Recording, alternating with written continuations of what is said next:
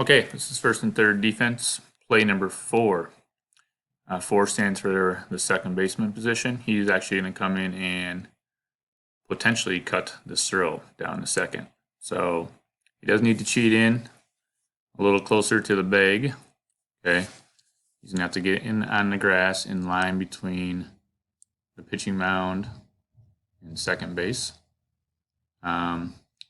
We only use him as a cut in this situation because his eyes, as a right-handed thrower, you can see what's going on with the runner at third. Shortstop needs to cover. If the runner does not go home, the second baseman will not cover. In that situation, then the shortstop will receive the ball and try to take out the runner that's stealing. So running this play is the most difficult one that we execute. And if we have a good second baseman, we'll run it often because it can shut down the runner going home and also still gives potential to take the runner out, stealing the base if the runner at third freezes. Center fielder, it's imperative that you're backing this up. We'll start the play.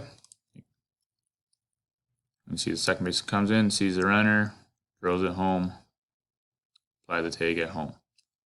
So play number 4, again, we use a 3-number sequence. So this number would be 422, 455, any 3-number sequence, as long as the only number that matters is number 4 at the beginning.